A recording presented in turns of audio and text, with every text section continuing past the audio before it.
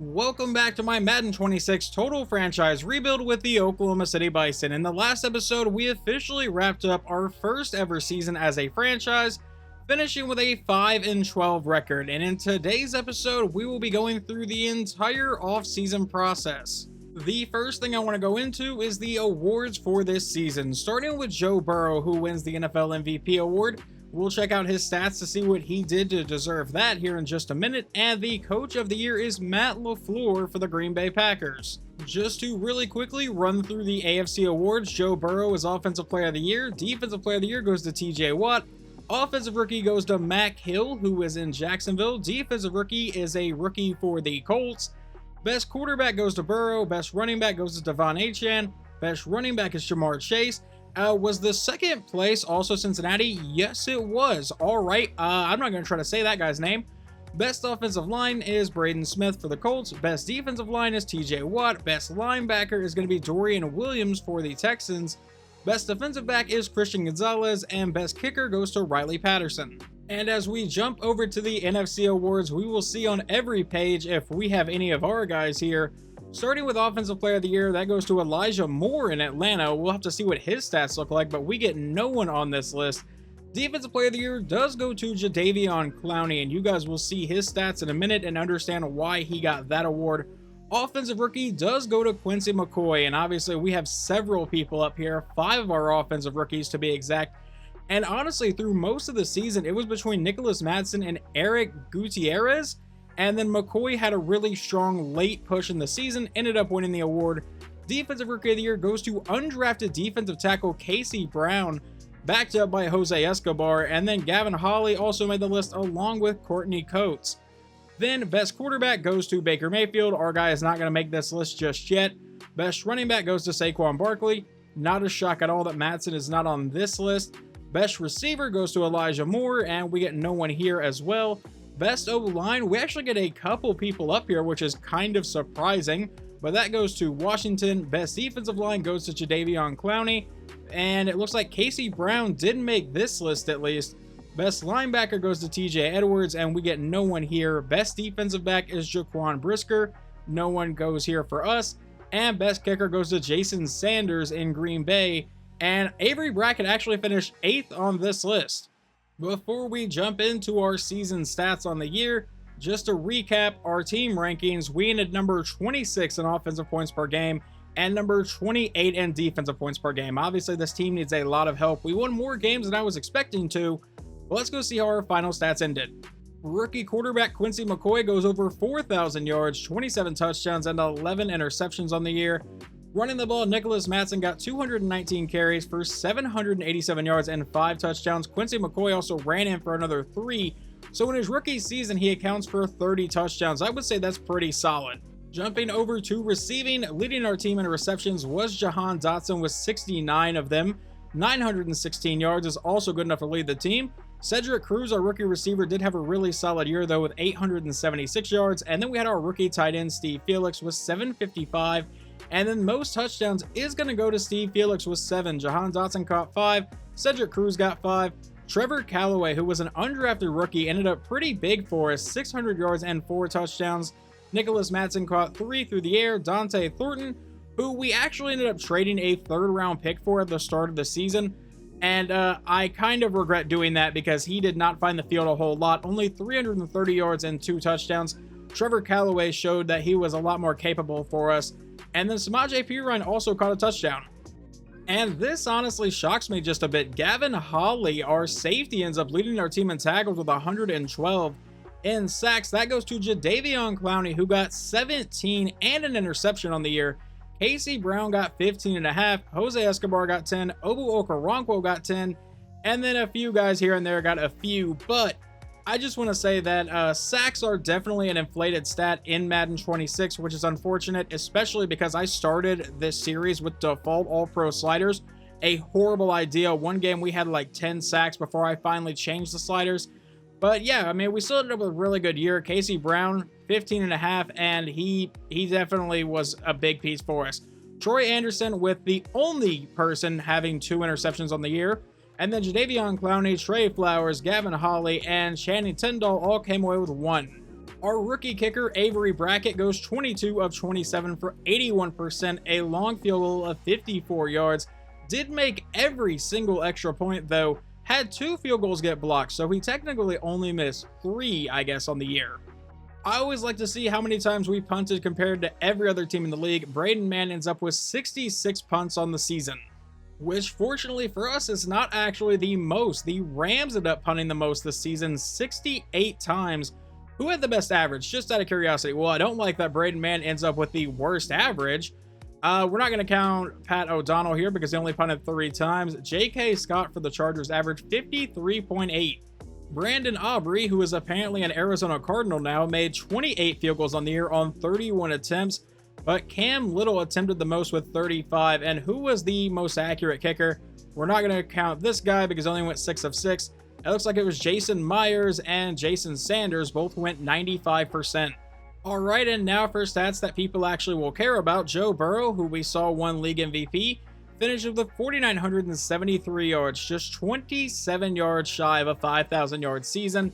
Most touchdowns goes to Joe Burrow, and he leads that by a bit, 48. Next place is 38 from Jordan Love. And most interceptions goes to Bo Nix, who threw 19. Justin Fields threw 18. Daniel Jones also threw 18. Who was the most accurate quarterback that didn't just throw like 1 pass this year? Well, I'm guessing Trevor Lawrence lost his job to that guy that won Offensive Rookie of the Year for Jacksonville, but it looks like it was Baker Mayfield, 71%. And then it would appear that Ashton Jeanty ends up getting the ball the most on the ground this season, 299 times. Most yards goes to Josh Jacobs with 1,500, and most touchdowns is Saquon Barkley, who got 15. Devon Achane got 14, and Javonte Williams also came over with 14 on the year. Only one receiver went over 100 receptions this year, and that would be Jamar Chase, getting 116, along with 1,400 yards. And then did he have the most touchdowns? It does not look like it. That goes to Elijah Moore, who caught 19 on the year. Brandon Ayuk comes away with 16. Still some pretty crazy number for receivers. Bobby Okereke ends up leading the league in tackles with 150. Most sacks goes to TJ Watt with 19.5. Max Crosby got 19. Micah Parsons, 18.5. And Myles Garrett, 18.5. Most interceptions goes to, it's a 3-way tie between Tremaine Edmonds, Jaquan Brisker, and Christian Gonzalez. So the top 2 guys are both on Chicago's defense. And obviously I did not show it, but I did write it down to tell you guys that we had a few guys end up making the Pro Bowl. That would be tight end Steve Felix made it as the tight end number 2. Jadeveon Clowney made it, obviously, with his massive amount of sacks on the season. And then Casey Brown and Jose Escobar both made it as defensive tackle 1 and 2. So that was obviously pretty good for us. Before we head into the offseason, the week of the Super Bowl is when guys actually upgrade their dev traits depending on how they did on the season. And we have a few to go over. The big one is quarterback Quincy McCoy, who was a star dev trait, but because he wins Offensive Rookie of the Year on the NFC side, he ends up as a superstar dev trait now. The only other person to get a change on the offensive side of the ball is tight end Steve Felix. He goes from a normal to a star dev trait. But we ended up having several changes on defense. There was one in the middle of the season from defensive back Courtney Coates. He ends up going to a star dev trait. But Jose Escobar and Casey Brown both go up to a superstar dev trait. Casey Brown was actually a normal dev trait and ended up jumping all the way to superstar, so that is amazing. And then Jadeveon Clowney also goes up to a superstar dev trait, but I have a feeling because of his age, they're actually going to decrease him once we move on. Just in case you wanted to see how the playoff bracket played out, the Tennessee Titans nearly made the Super Bowl before losing to the 5-seed Chargers. But this Super Bowl will be between the Green Bay Packers and the Los Angeles Chargers. And Jordan Love ends up getting his first Super Bowl of his career as he takes down Justin Herbert and the Chargers 21-14. You can see all of these season stats on the side of the screen. I still don't know why they split them on one screen, and then when you get to the season recap, there's only one Offensive and Defensive Rookie of the Year award. It's really weird, but whatever. With all that out of the way, it is finally time to get into the off-season part of this video, and we're going to start with retirement to see if we lost anybody. We actually end up losing a couple people here. Safety Tony Jefferson and center Connor McGovern have both retired. Well, let's see if anyone else has retired following this season. It looks like Alex Singleton is now retired, Aaron Jones, Von Miller, Bobby Wagner, and Chris Boswell, DeMarcus Lawrence. We obviously saw these two guys already. Derrick Henry has retired. Devontae Adams is gone, Geno Smith is retired, Garrett Bradbury, Morgan Moses, Stephon Diggs, Darren Waller has retired again, Alex Anzalone has retired, Khalil Mack is retired as a member of the Jets, Eric Armstead is retired, Russell Wilson has also retired, George Kittle has now retired after only 10 seasons, and I'm not seeing any other big names here, or at least nothing that I absolutely recognize. Eddie Jackson, that's kind of a big name. Travis Kelce is now retired, along with Chris Jones, Javon Hargrave, and I'm going to assume that's about it here. I went ahead and fired both our offensive and defensive coordinator because I'm going to see if we can actually upgrade at those positions. Well, I'm not completely certain how much coordinators actually matter here, but the two I was really looking at are Kellen Moore and Liam Cohen, and Cohen's a higher level, so we're just going to go with him. Well, it looks like something may have gone horribly wrong in New England because Mike Vrabel is available as our defensive coordinator, and that's exactly who we're bringing in. Now, obviously, you guys can see that we have 41 players ready to negotiate their contracts. This team is still going to look pretty different going into next season. The first contract up is defensive tackle Clayton Cummins. Now, he has been a backup for us, is still a star dev trade, but as of right now, I'm thinking we are not going to be re-signing him. He wants like $8 million to come in and be our defensive tackle 3. We run a 3-4. I don't really think it's a good idea. However, I would love to bring Gavin Hawley back. We're going to up that contract just a bit, offer him a 3-year deal. And will he be returning? Yes, he will. Now, this one is going to suck because Casey Brown has very little interest in coming back to Oklahoma City. Apparently, he wants to be in a Super Bowl chase, no income tax, and have mentor players at the position. I will offer him a player-friendly deal, but I did not think he was going to stay. All right, so we get to keep Casey Brown. We're really just going to attempt to lock up our kicker for a very long deal. I'm going to offer him a 4-year deal, up the money just a bit, and Avery Brackett will be returning. Jahan Dotson was our leading receiver last year, but has very little interest in coming back here, so I think we're just going to let him walk. And one of the guys that I'm really surprised doesn't want to come back is wide receiver Trevor Callaway, but he apparently wants no income tax. What team is going to be close to home in Alaska? I mean, I think the closest you can get is maybe the Seahawks. That's probably your best bet. Troy Anderson was kind of one of our defensive captains last season, so we're going to offer him a 2-year deal to come back, but he will be testing free agency. Let's see if we can at least get one of our linebackers back in Channing Tindall here on a 2-year deal, and he will be returning as well. Because he was so good for us, I am going to try to bring back Jadeveon Clowney on this 1-year deal, but as you can see, he does not really want to come back here. He's apparently not a scheme fit. Ignore the fact that he just got 17.5 sacks apparently, but he will be testing for agency. I am going to come back and offer a contract to defensive tackle Clayton Cummins, but I kind of have an idea here. We have a ton of cap space, so my idea is to sign him if he takes this deal. We'll see if he does, and he will be returning, but we should be looking to trade him. But from here, I'm going to be letting everyone else walk. And yeah, there are some guys that started for us last season that will be hitting free agency, but either they're not interested or I think we can get even better at the position. Some of them may even come back after the offseason whenever I'm trying to fill out the rest of the roster. I would say the only real big ones here are Jadeveon Clowney not coming back, our starting left guard in Cody Ford not coming back, or one of our starting guards in Cody Ford. And then the other big ones are probably our backup quarterbacks in Carson Wentz and Jimmy Garoppolo.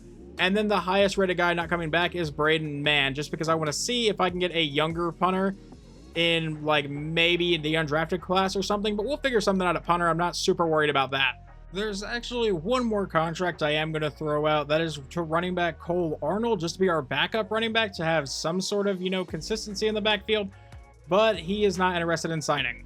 All right, we have now moved on, and we only have 26 guys on our roster right now, and a lot of them were guys that were on the practice squad last season, so not a lot of guys returning as of right now, but let's go see if we can make a trade work for defensive tackle Clayton Cummins. And that was relatively easy. We send him to Denver in exchange for a 4th round pick in this draft. We are also just going to end the experiment with wide receiver Dante Thornton Jr. here in Oklahoma City. He has been traded to Miami in exchange for a 3rd and a 4th round pick this year. And here's what our draft looks like after making those trades. We still have our own 1st and 2nd round pick. We now have Miami's 3rd round pick, our own 4th round pick, back-to-back picks later on in the 4th round with Miami and Denver, a 6th round pick, and then 2 7s. And I'm not going to sit here and lie to you guys that those are the only trades that we are going to be making in this video. We may not make another one, but we may end up trading several times throughout the draft. Obviously, this team needs a lot of help, but first, let's see what free agency can bring us. And just jumping right into free agency, there are some massive people here like Quentin Nelson. He doesn't have any interest though.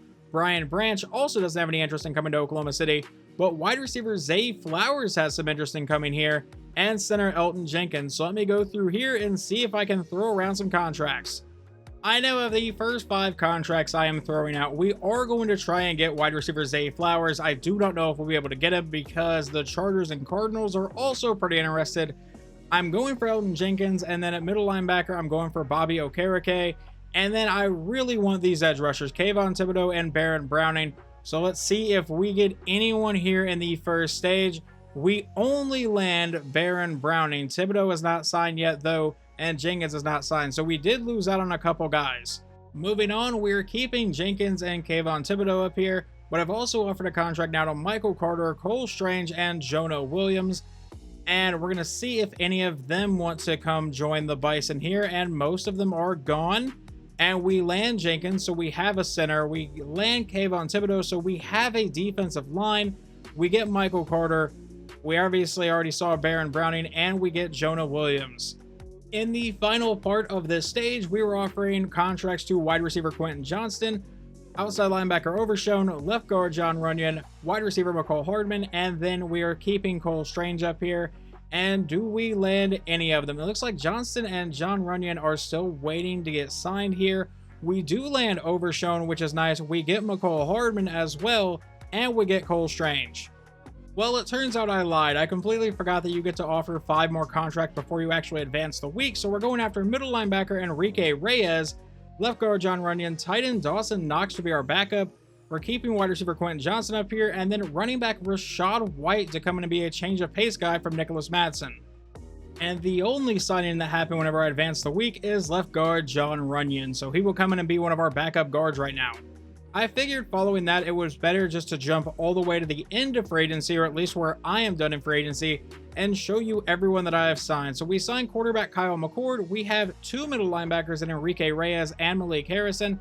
Wide receiver Trevor Callaway is coming back, free safety Lonnie Johnson, strong safety Darnell Savage, right tackle Jonah Williams, left tackle Dan Moore, wide receiver McCall Hardman, a long snapper because I never had one of those last season and I don't really know how much that affects anything in this game. At corner, we signed Emmanuel Forbes. We also got right guard Cole Strange and left guard John Runyon. At defensive end, we have Baron Browning. At corner, we signed Michael Carter. At outside linebacker, we got DeMarvion Overshown. I'm going to assume I said his name right. Probably didn't. Tight end's going to be Dawson Knox. Well, he'll be our backup tight end. Wide receiver Quentin Johnston is coming here. Free safety Justin Simmons was available. And then running back Rashad White, edge rusher Kayvon Thibodeau, and center Elton Jenkins. As of right now, we have the number 2 overall pick in the draft, and they are projecting us to take defensive tackle Eric Sinclair. I can almost guarantee you that is not happening. But now we have made it to the NFL draft, so let's see who the number 1 pick is going to be. Obviously, you just saw the mock draft, and the Jaguars will be taking Peyton Sari. But with our 2nd overall pick, we're actually going to trade back with the Vikings, fall back to 7, and pick up a 2nd round pick in this draft. Now, let's find out who the Vikings jumped all the way up the board to get. They wanted defensive tackle Eric Sinclair. Okay, so the Browns are going to take quarterback Leo Boston, and we're just going to jump to our next pick. And I was actually looking to trade this pick, but I think we're just going to sit here because I don't like any of these offers I'm being thrown.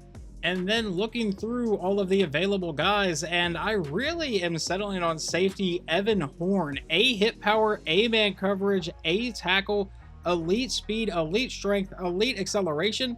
Yeah, we're just going to pull the trigger on this guy. So Evan Horn, you are a member of the Bison, and he is number 1 in true value. All right, I'll take that. And I almost forgot to look at his dev trait. He is a hidden dev trait. Moving on into the 2nd round, we're looking at middle linebacker Darren Buckner, actually out of Oklahoma, so he wouldn't have to move very far for us. C block shedding, D pursuit, but B tackle, A zone coverage, elite speed, elite strength, elite acceleration. Apparently we're just going to get some really fast guys this time. A play rec, A finesse move, Yeah, Buckner, you're coming here. So he will end up number 28 in true value and a hidden dev trait. And with our other second round pick at pick number 7, we're actually going to trade it with Philadelphia and pick up a third rounder in this draft, but a second and a fifth in next year's draft. Moving on to round number 3 with the selection we just got from Philadelphia, we're going to take center Deontay Moreland out of Vanderbilt, a impact block, a pass block. He can sit behind Elton Jenkins and hopefully get better. Number 47 in true value, drafted him at 75, but unfortunately a normal depth trade. We have another pick here in the third round, and it is pick number 23, and I guess we're going to take defensive back Marcus Smart out of Auburn. Obviously shares a name with an NBA player, but he's 6'5" with a man coverage, a press, has good speed, and yeah, we're going to go ahead and bring him in.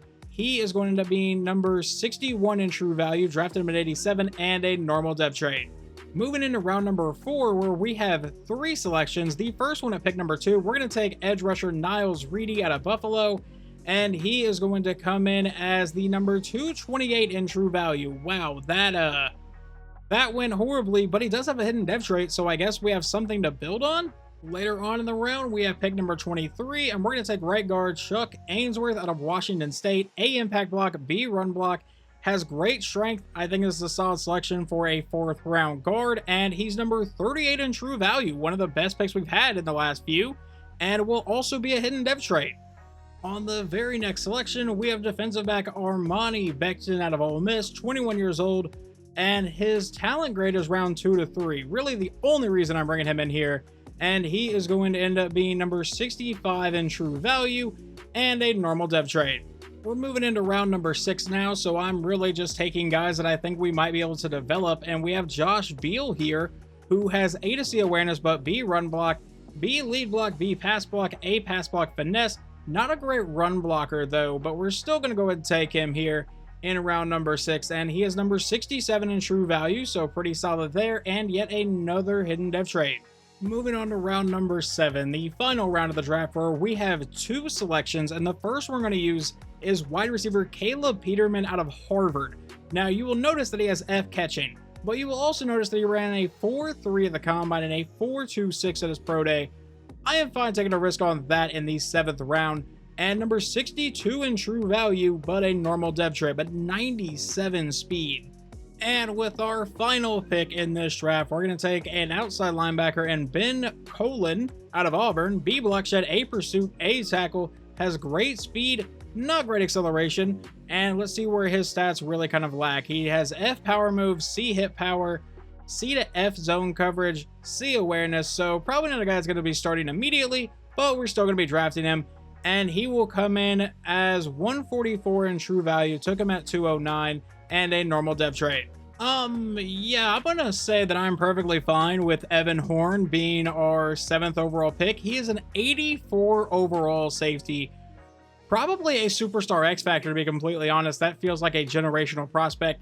We also got a 75 overall middle linebacker, a 74 overall center, a 73 overall corner. Unfortunately, we did take a 66 overall edge rusher, but we got a 74 overall right guard, a 73 overall corner, a 73 overall center, a 73 overall wide receiver, and then a 68 overall outside linebacker. So I think this is honestly a terrific draft. Just so you guys can see how the top part of the draft went, and yeah, that safety that went number 1 overall is pretty good as well, 80 overall. But we are obviously the best player in the class here with Evan Horn. At running back, Amari Johnson was an 83. I wasn't really considering drafting him, but I could tell he was probably going to be pretty good. I was looking at Roosevelt McMullen, an 81 overall guard. Obviously ended up passing on that, but yeah, I would still say we ended up with a pretty good class. So here is what I am going to do. In the past, the way these series have worked is I did the offseason and then the preseason, then we got into the regular season. That is not what I'm going to do right now. I am actually going to be putting the preseason in this video because I don't think we're going to be watching too much of it, but that is the plan as of right now. But I do need to go in and fill out the rest of our roster, so I'm going to do that real fast and we will go over the entire roster before we go into our first game. We will begin at quarterback, where we obviously still have quarterback Quincy McCoy. We signed Kyle McCord in the offseason, and then as a veteran backup, I signed Jacoby Brissett. Moving over to running back, where I have signed a couple veterans. You guys obviously know we have Nicholas Madsen and Rashad White, but I brought back Samaje Perine, who was on our team last season, and I also brought back running back Cole Arnold. Before we jump into our receiver situation, there was a trade made. I have traded defensive back Roman Clark and a 4th round pick in the next 2 years and a 3rd round pick in a couple years in exchange for wide receiver Ty Felton and a 5th round pick from the Minnesota Vikings. Now you may be wondering why I made this trade. Well, I felt like we really needed some more help at receiver. I did sign some guys here, but Ty Felton is going to come in as a superstar dev trait for us, and I really think he can help out this offense. But moving on past him, we return wide receiver Cedric Cruz. We also have wide receivers Quentin Johnston, McCole Hardman. I brought back Jahan Dotson. Surprisingly, no one signed him in for agency, so he was just sitting there. And the other veteran I brought back is wide receiver Dorian Fisher. But there are also a couple undrafted guys that I brought in, like wide receiver Mateus Armo, I think I said his name right, and wide receiver Zach Clifford. We currently have 5 tight ends on the roster, and I don't think we're going to go into the season with that many, but we do have Dawson Knox, who we just brought in. Steve Felix will most likely be the starter because I think he can pass Knox pretty quickly. I signed Grant Calcaterra, who was on our team last season, so he is coming back. Undrafted free agent Dakota Stamper has been signed, and then I also brought back Braden Willis. There were only a couple veteran signings made along the offensive line, one of them being left tackle DeJuan Jones, and then everything else is pretty much the same until we get over to right tackle, where I signed Colton McKivitz to be our backup. Now, jumping into edge rusher, we have Baron Browning. JJ Harris has been brought back. He was on our team last season. And then we have rookie Niles Reedy. Then at right edge rusher, we have Kayvon Thibodeau. We have Matias Guerrero, who I believe is an undrafted rookie, and yes, he is. I just had to double check my list. And then I also brought back Emmanuel Hicks, a veteran guy who was on our team last season. At the Sam linebacker spot, I signed Kaiser White and Jamal Adams. I obviously had to move them over to Sam. We do have Ben Colin, who we just drafted, but he's already hurt, so that's a great sign. Over at the other outside linebacker in the will spot, we brought in Overshone. We still have Channing Tindall from last season, but I signed Trevor Chandler, who was in for agency. He's in his 2nd year, but is a superstar dev trade. Now, obviously, with the trade of Roman Clark, the reason I did that is because he just kind of fit in the DB room. He didn't really stand out, so I don't think we're missing much by getting rid of him. I did sign Trey Brown to take his roster spot, and then I also have signed undrafted rookie Cam Mackey, a 71 overall with 93 speed. Then over at free safety, we just brought in Justin Simmons, but I'm not even going to guarantee that he makes the roster. I have moved Gavin Hawley over to free safety because he was our strong safety, but you guys saw the draft and we took an 84 overall in Evan Horn there, so he is definitely going to be the starter. And then finally, the last guy I signed is a brand new punter and undrafted rookie, Tito Rivera, who comes in as a 71 overall with 96 kick power. Just to recap how much that trade really affected our future, I don't think it affected it too much because we have 2 second-round picks next year and 2 third-round picks, so losing a 4th-round pick, I'm not really concerned about. But I do want to reiterate, I don't know how much of the preseason we're going to be watching. There's not going to be a lot just because we pretty much already know who will be starting where, but I do want to see our offense run a couple drives just to see if Ty Felton actually fits in.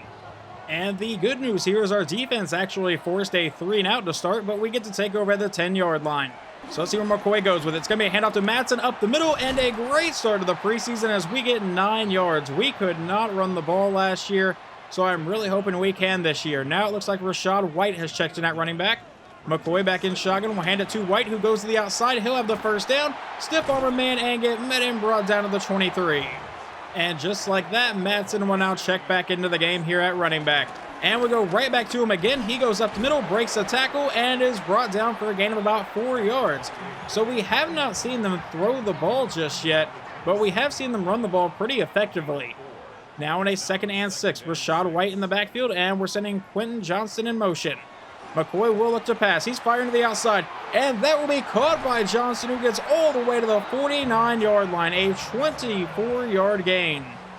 Now Johnston going back in shotgun again. Madsen lined up in the backfield here, and McCoy will look to pass again. He's going to fire this one downfield. There is Ty Felton, our brand new receiver, getting his first catch as a Bison. I really, really want that man involved a lot in the offense.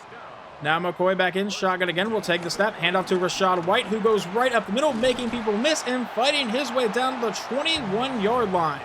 McCoy back in shotgun again. Rachaad White lined up in the backfield. We'll take the snap. We give it to White, who goes up the middle, and will fight his way forward and set up a 2nd and 7. So now we're going to come back out in a shotgun set, and it looks like Nicholas Madsen is back in the backfield. Seems like we're going to alternate those running backs pretty consistently. McCoy with a quick throw, caught by Madsen, will set up a 3rd and inches. So can we keep this drive moving? We're going to come out in an I formation. Braden Willis lined up at fullback. That is the reason I signed him. It's a QB keeper, and Quincy McCoy sets up a 1st and goal. How about another I formation for the Bison here? He's going under center. Madsen in the backfield. We give it to Madsen, who goes right up the middle, and had Braden Willis picked up that block, he was probably in the end zone, but now it's a 2nd and goal from about the 6-yard line. McCoy back in shotgun. Madsen lined up in the backfield. We'll take the snap. McCoy stepping up in the pocket. He's going to get sacked on the play. That's really the first time we saw our offensive line fall apart.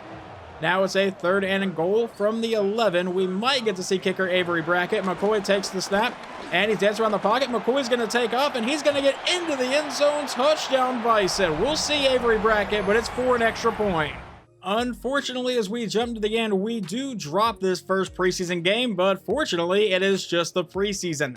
I honestly think that's probably going to be the only bit of the preseason we watch. I really like what I saw from our offense. I mean, well, defense, we're really not going to be able to do anything, even if it is bad. So yeah, we're just going to jump right to the end of the preseason now. All right, jumping to the very end of the preseason, and this is not good. Nicholas Madsen has a dislocated ankle and will miss the next 3 to 5 weeks of the season.